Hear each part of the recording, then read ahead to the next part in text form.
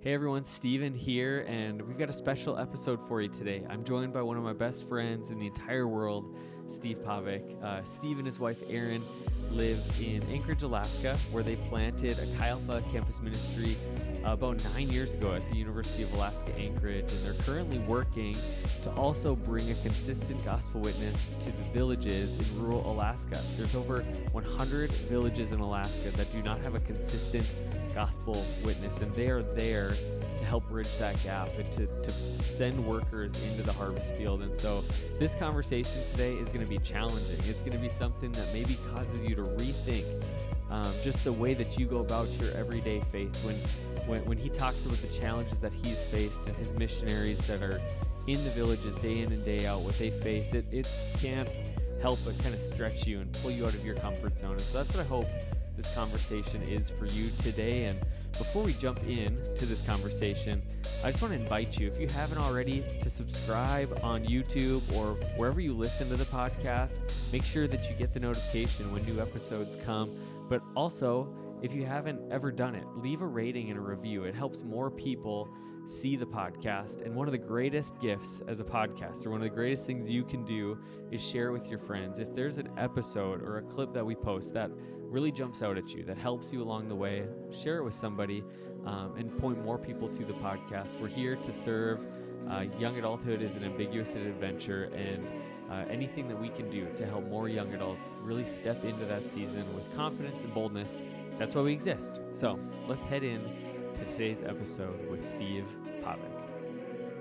Hey everybody, welcome to this week's episode of the Going Somewhere podcast. Today I am joined by one of my best friends in the entire world, Steve Pavek. What's up, Steve? Hey, it's good to be here.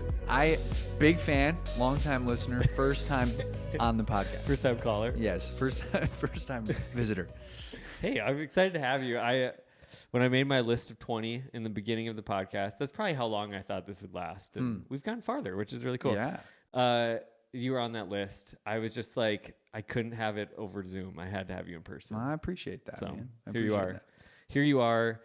I just want to talk a little bit about our friendship. You know, before we get into that though, why don't you just give us like the grand scheme? Who is Steve Pavek to the person that doesn't know you? Yeah, so my wife Erin and I live in Alaska. We've been doing Chi Alpha, which is a college ministry up there for the last 9 years now. And we are also now training up Chi Alpha alumni, college alumni, to use their degrees to go and gain access to villages in Alaska. There's 100 villages in Alaska without a consistent gospel witness. And so we're training them to be cross-cultural, marketplace ministers who are working secular jobs but planting house churches and discipleship movements amongst the Alaskan Native people in Alaska. And you're killing it. Well, I mean, we're having fun. So I think, our friendship goes back, how many years now? 14 years. About 14 years when I was a freshman in college. We're old. Right? Yeah. I'm 32. Wow. I was 18. Yeah. Wow. Okay. But you were an older student, and we weren't like crazy close, but we had this deep love for baseball and the Minnesota Twins. And, that led us on one of my most memorable experiences in my life, which I've never told on the podcast, because why would I tell that story without you? Because you're the dreamer friend. You're the friend that's going to push the envelope. You're the one that's going to have the crazy idea and the stupidity to do it, Yeah, I like that word. That's definitely me. So, we're at spring break, Fargo, North Dakota. It's cold, it's snowy. Let's go to Florida. Let's watch some Twins spring training. Yeah. And then what happened? Well, I mean, like, I actually remember it quite well. I remember it vividly. I remember it well too. We're driving down I-29 and I look ahead and there's like this ominous cloud. And I turned to you. I don't know if you remember this. I remember every detail of everything that happened. I said, "Oh, there's a little squall up there." And I asked. You said, "What's a squall?" I said, "Oh, it's like a small gust of wind that blows some snow up, and you drive through it, and you get to the other side, and you're fine." That's a squall. Yeah. It was not a squall. It was a full-blown death blizzard. That had us. The problem is I'm a pretty like, when I get my mindset on something, yeah, I don't really quit, right? Like No. if there's a wall in my way, I just beat my head against the wall until I'm through the other side. I've always been that way. I don't know how to change. I'm in a support group on Wednesday nights for it, but I'm actually not. But so You should be. you probably should be. So we run into this blizzard, and rather than like doing the sensible thing, which is like stopping, turning around, like Florida is the aim. Like that's the target. Yeah. We will not stop. You missing the national anthem at a spring training baseball game was the worst thing that could have happened. Oh, You were dead set on we are getting there by the first pitch.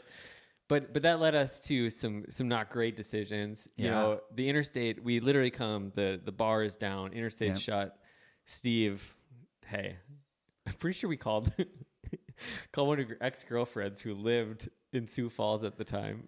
you know, not one of my proudest moments. To see how the weather was. Yeah, totally. And so we took the back roads, and I just remember being on a hill in your tiny Toyota Echo, and the wind literally spun us on the icy road. Like we did a full, like almost 360. We were going up a hill, and eventually it was so icy and so windy, the wind and ice just stopped us, and we stopped moving. And then I tried to like back down the hill, and the wind caught the car and just spun us in a circle. Yeah, and we got to a rest area by the grace of God, and then by the not grace of Steve, you said rest areas are for the weak. Let's keep going. If we go 4 miles this way or 2 miles this way, we will hit a road that will be summer. You know, and, be summer. Yes. And we went 2 miles there, 2 miles back in an hour's time. I called my brother from a bathroom stall, telling him, "Don't tell mom and dad, but I might die today." Oh. But hey, this is how the story ends. I punched your dashboard, and I think I told you, I don't know, I didn't swear at you, but I thought about it. And then we made it to Florida. We did. And we had one of the greatest times of my life. Yes. And I mean, now you look back and it's like that, you know, had the blizzard not happened like that, I mean, Florida would have been fun, but it wouldn't have been, you know, as memorable. It wouldn't have been in my top 2 experiences of my life. Exactly. And I think you've had dozens of near-death experiences, which is troubling, I think, to some people. Like, why do you keep doing it? But that's my main near-death experience. And so I was glad to have my Sherpa Steve along for the ride.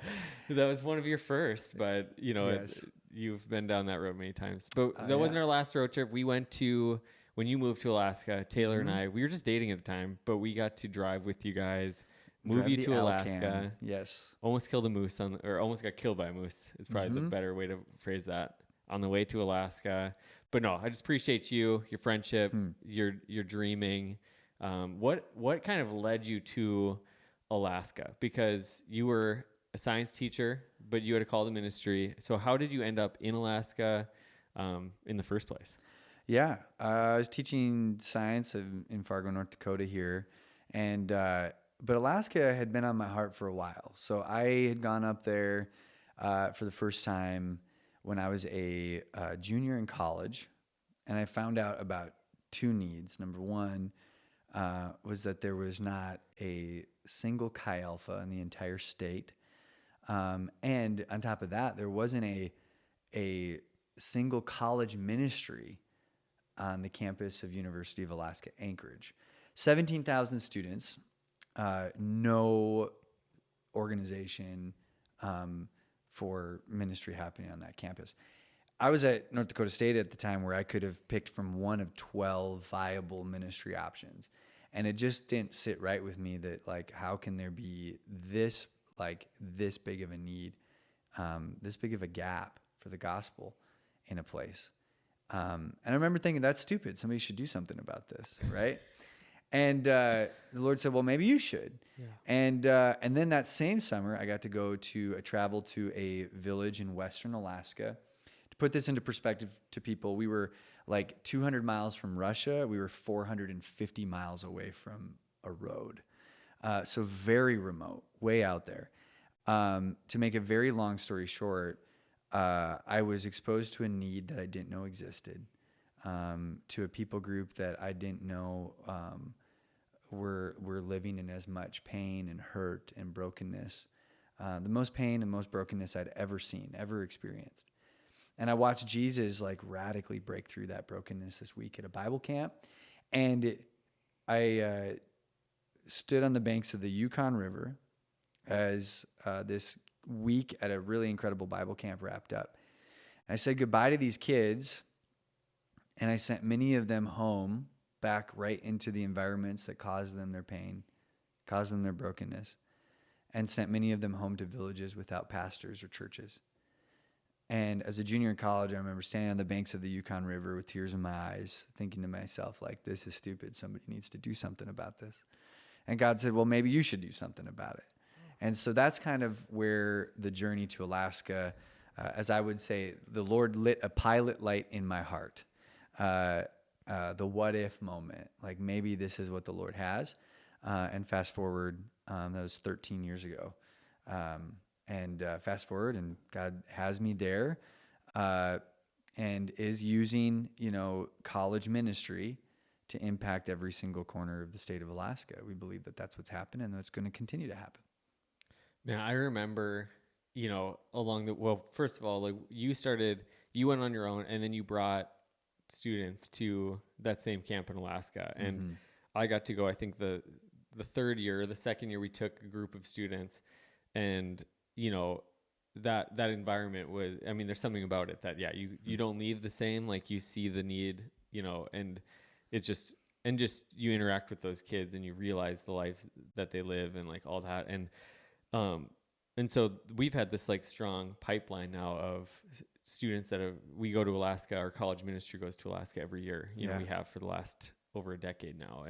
And which That's is awesome. Which is so cool. But like, that's like how I see you, as you're somebody that goes first and you're a pioneer, you're a trailblazer. Has that always been kind of like the mentality for Steve? Like even going back when you're younger, was pioneering, trailblazing, going first, taking the risk kind of in your DNA? Yeah, I think so. I think that even like looking back when I was a little kid, I always wanted to be the first person, the front person on a hike. There's something about like an unexplored land that just, I don't know, there's a romance to it to me that like I can't help myself. I need to go there. In Alaska, it's just one more peak. Let's get over that one more peak and see what's over there.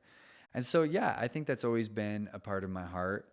I don't think I realized that when something like that is in your life, I think everybody has something like this in their life that just comes naturally to them, and they don't realize that it's maybe like not everybody thinks the way that they think in that moment or sees what they see in that moment.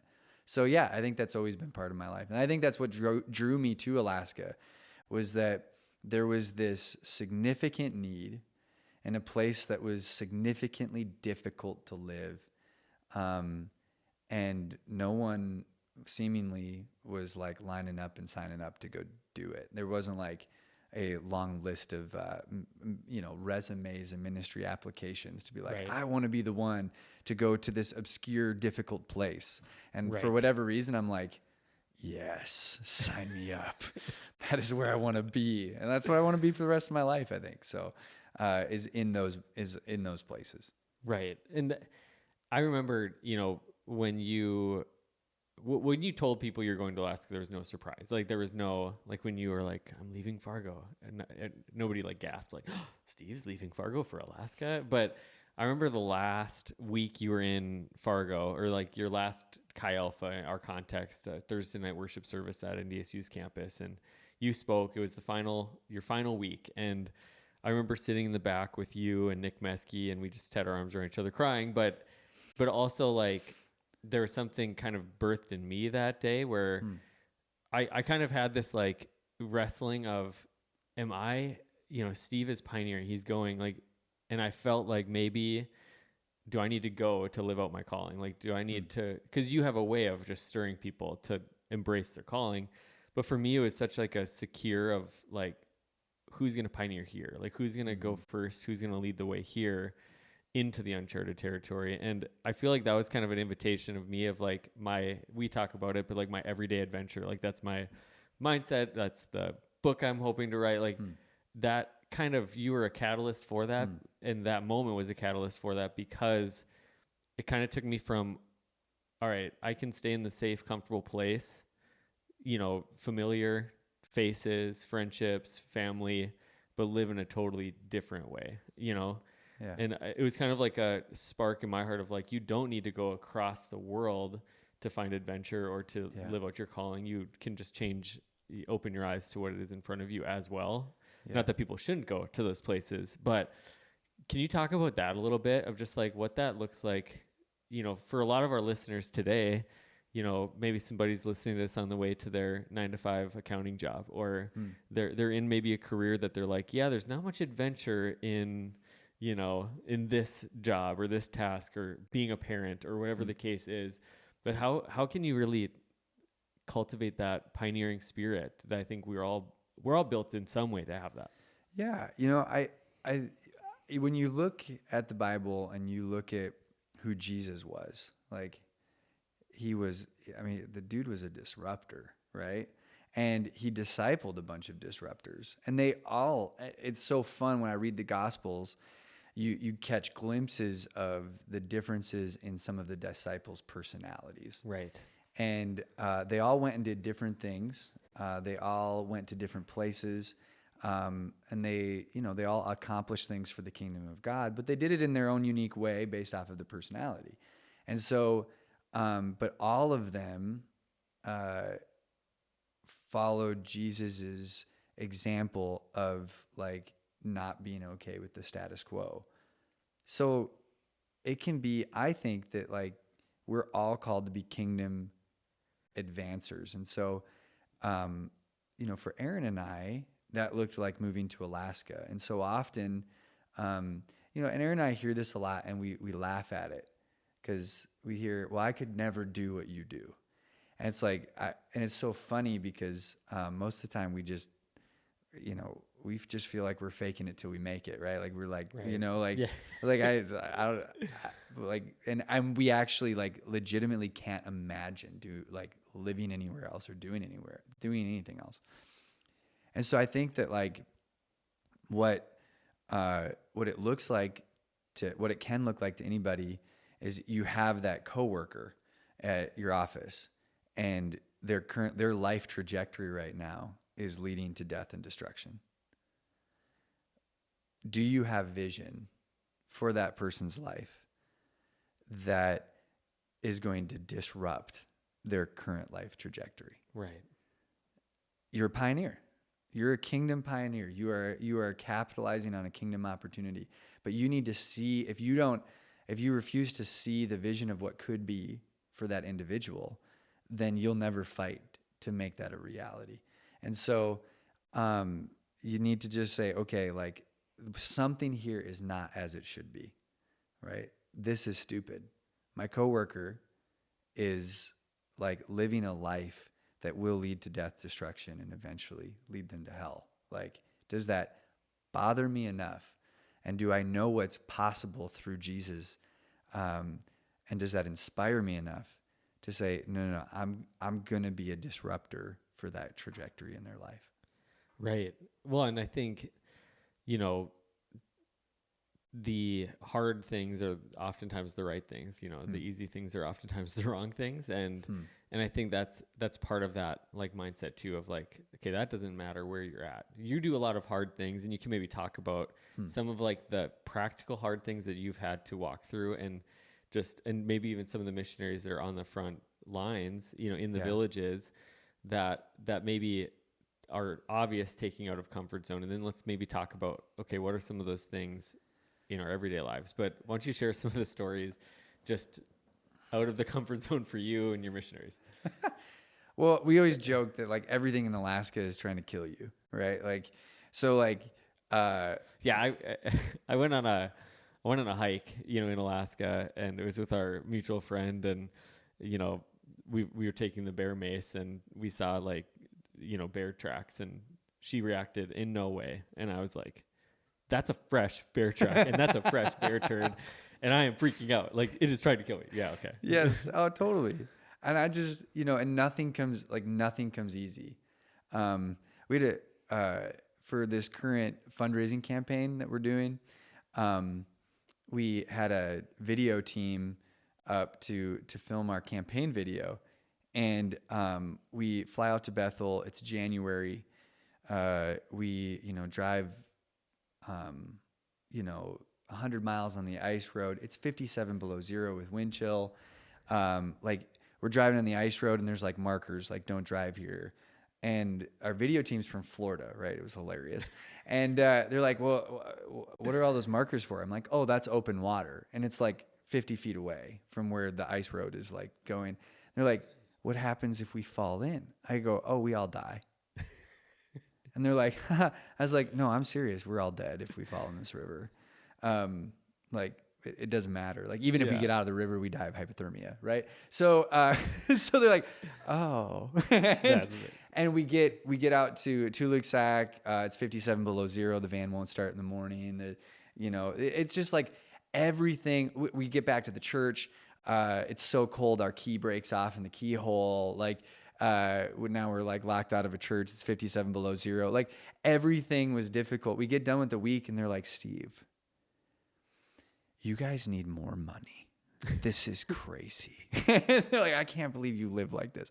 And it's like, and it's just, I think it's, what's funny is that when you're in that environment, you don't really like think about this as being like abnormal. It's just like, oh, this is just life. And we just are going to figure it out. One of my like inspirations that I always look to are like the missionaries of old. Again, that statement, I could never do what you do. Right. It's like, are you kidding me? The Lord has asked me to move to a place that, is a long ways away. Yeah, I'm a long ways away from family and I had to leave things. But like comparatively to some of the things that early missionaries needed to leave, like I have a cell phone. I have internet connectivity. I can Skype, that's weird. That's old.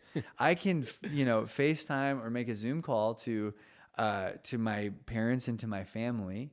I can get on a plane and be back in the Midwest on a 6-hour flight. The early missionaries who went to Alaska literally said goodbye to their families, knowing full well that they would never see them again. And not just never see them again, never talk to them again. There's no mail systems in the early Alaskan territory. Like that's it. Like they said goodbye and they said goodbye. Wow. And I'm like, that's sacrifice. Like what I'm doing is comparatively honestly like a small thing.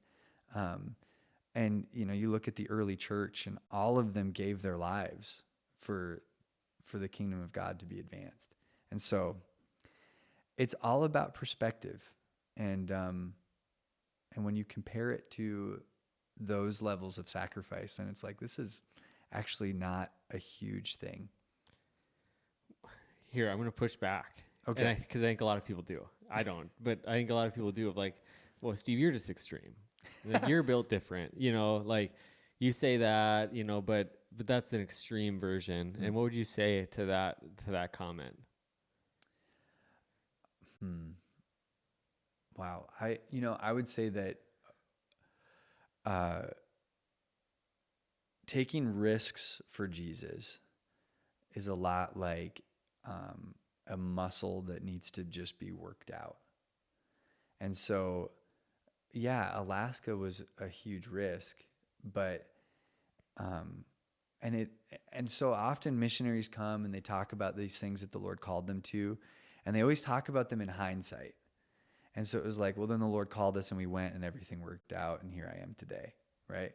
What they don't tell you is about the fact that they were probably intimidated and like scared beyond anything they could have ever comprehended. And that was true of Erin and I. Like there was a lot of fear. There was a lot of anxiety. And you build capacity to handle those things. So the first time I went to Alaska, I wish I could say like I went to Alaska and everything was great. I was homesick. I was miserable for the first month and a half that I was there. I I was a big weenie, right? But like, had I not done that, I would not have built that muscle to say yes to a bigger yes in the future. Um, so I would just say yes to the small things, do things that make you uncomfortable, even just in the slightest bit, and build that uncomfortability tolerance in your life. And the Lord will continue to, like the next thing that the Lord asks you to do, won't seem as intimidating. I think the best things in our life, that we've really found are on the other side of the comfort zone, Mm-hmm.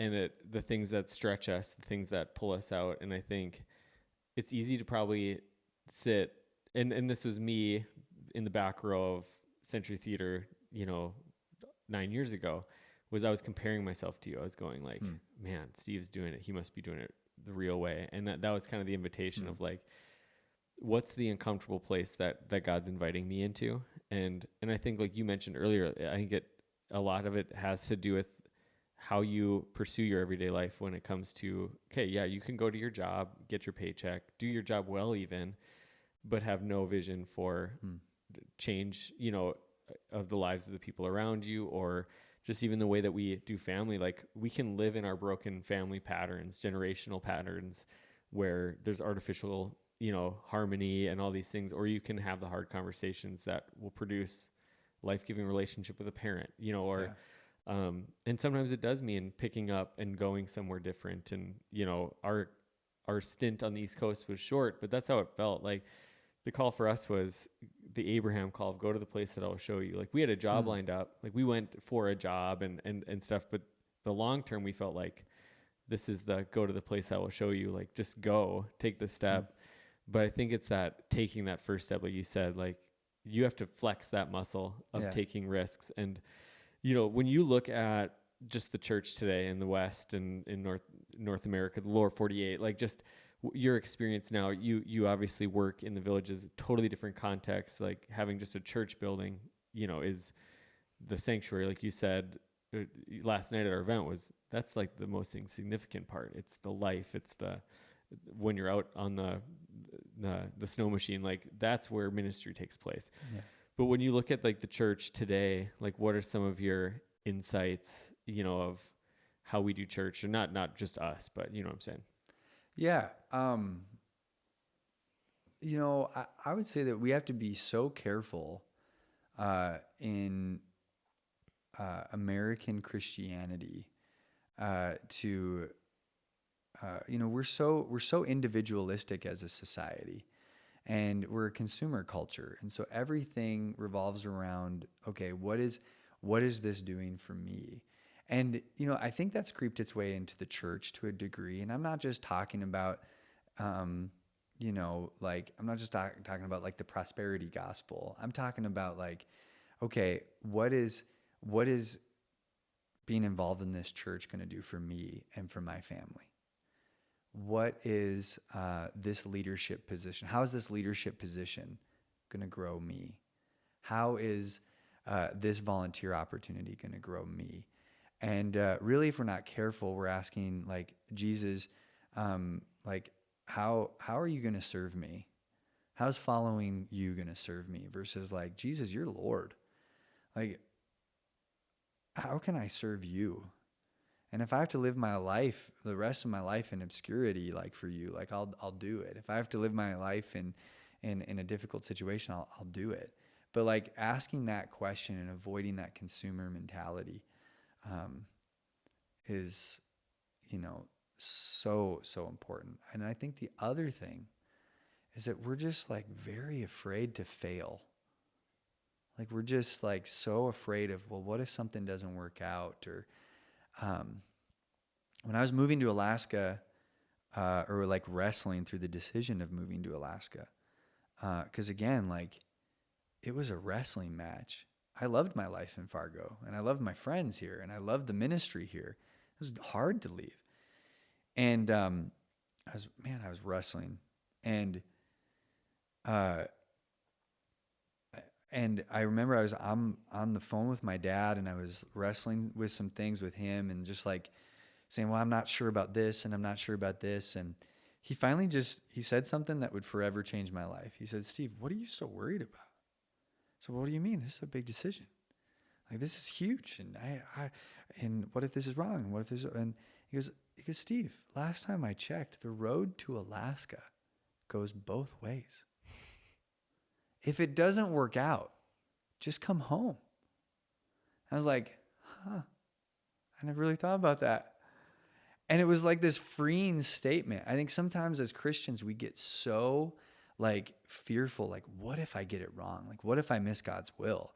And it almost like paralyzes us. And I see this a lot specifically in young adults. Like, oh, like I don't have a step-by-step playbook or a step-by-step instruction manual or a step-by-step YouTube tutorial as to how to do this specific thing.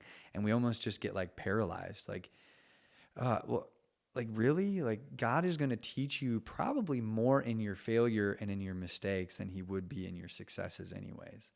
And so if it doesn't work out the way you had planned or the way that you had thought, like, turn around and do something else. God is much bigger than that. Like, we will not disrupt his good, pleasing, perfect, and infinitely sovereign will by making oh, I was supposed to choose B and I chose A, right? Like, that's a very small view of God, to be honest. So, yeah. That's so good. I think a framework, like if I put a framework on Steve, you've always done this teaching of like, we always say, you just said it, what if it doesn't work? But turning on its head of like, what if it does work? And I think, I think that was part of your final message, to us as students at the time, because I was still a student I think I was still a student at the time. And it was just, what if it does work? Like, what if you say yes to God and it goes beyond your wildest imagination? I think that's what happens more often than not. Amen. But it's that line that we have a hard time crossing, whether it's the big things or the little things. Like, we have a hard time crossing the line because of the things that hold us back. Obviously, like that fear, but are there any other things that you think hold us back from, whether it's taking a big risk, small risk, that you see? I guess, I would say that it would also just be almost this like need to have all of the answers, right? Like, it's the fear of failure, but it's also like, well, can you give me a detailed five-year plan? And I say this all the time, like, God's not going to give you a 5-year plan if you're not willing to be obedient in the 5-minute plan. So just be obedient in the next 5 minutes, and then he will lead you. Like, do you trust him to lead you into the next 5 years?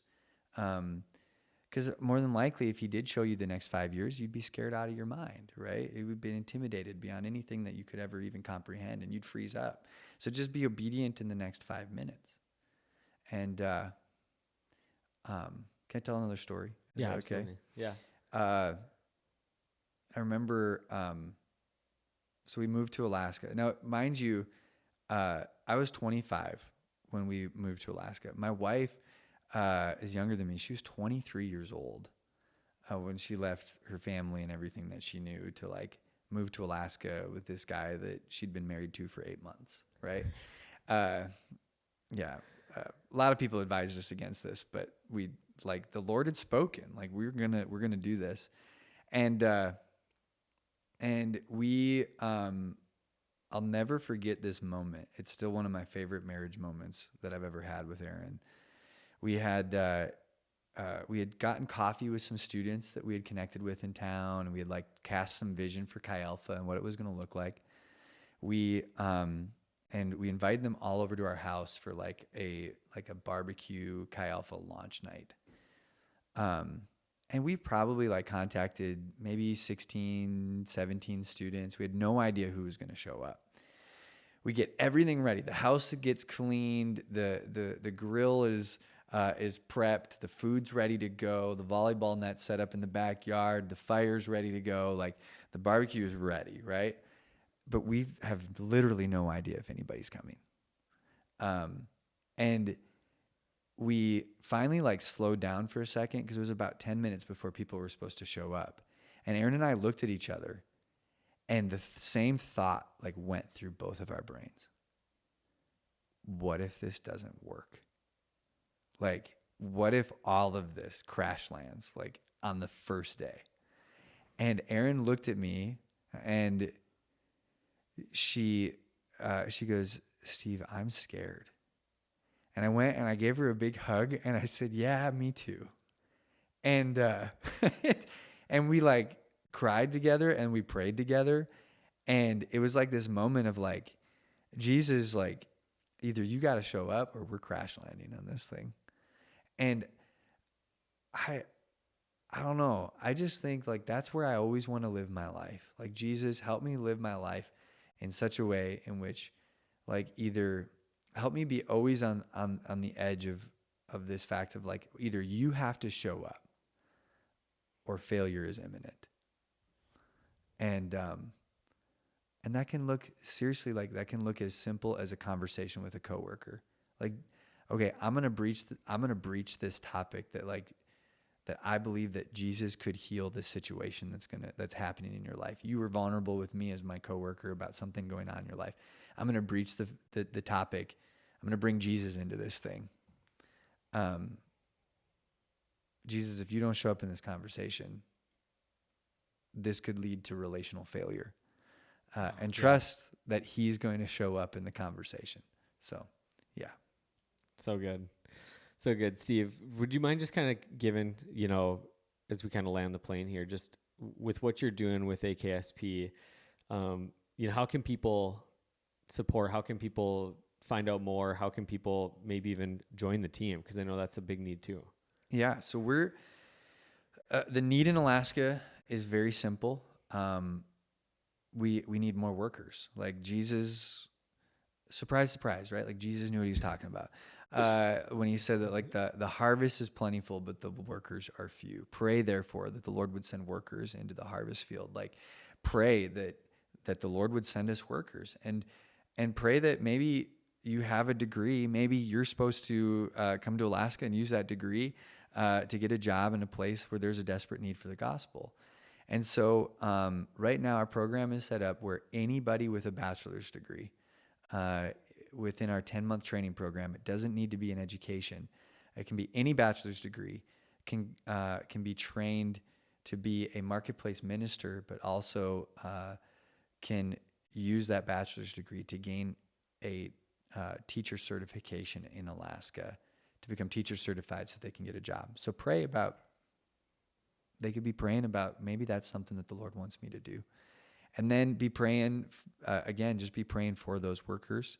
And if people want more information about what we're doing, about this fundraising campaign that we have going right now, all of that can be found at whatihave.org. Whatihave.org. Awesome. Yeah, you guys are raising, $700,000 for your Hub One initiative, which is a mothership for all the missionaries in the villages to kind of be ministered to, equipped, and all of that. So visit whatihave.org, check it out, what they're doing. But no, just so grateful for you, Steve, the friendship that we've had for many years, the way that you challenge me, the way that you encourage me, the way that you bring out the best in me. It's always fun when you marry somebody that your wife is best friends with. Yeah. And so it's just been a fun way to be bonded. But one question that we always finish on the podcast with is, what advice would you give to your 22-year-old self? Oh, man. 22-year-old Steve was kind of a punk. Let's see. I would say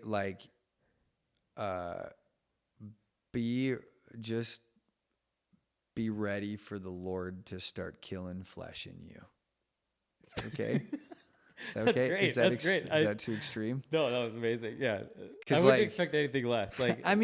Not having Steve on my podcast to say, die to yourself would just be a fail of a podcast. So. Well, yeah, because I was like, man, I didn't realize how much pride there was in me until you move to a place where no one knows who you are. No one knows what you've done, what you've accomplished, like the disciples that you've made, whatever. And I just, the Lord just had to kill a lot of self in Steve. So it was just, I would probably give him the advice, like, be ready. It's going to be okay. You're going to survive it, but it's going to be a journey, and just embrace it. Like, embrace the scalpel of conviction and the scalpel of sanctification. The Lord is going, it's good. Like, the surgery is going to be good. So, yeah. Love it. Love it. No, thanks, Steve. Thanks for taking the time to be on the podcast and taking the time to be my friend. Thank you. This is an honor. I mean, Going Somewhere podcast. Like, I like, yeah, man. Thank you for what you do, Steven. And pretty cool. It's an honor to be here. Awesome. Love ya. Love Thanks, you everybody, too. for listening. We'll see you again next time on the Going Somewhere podcast.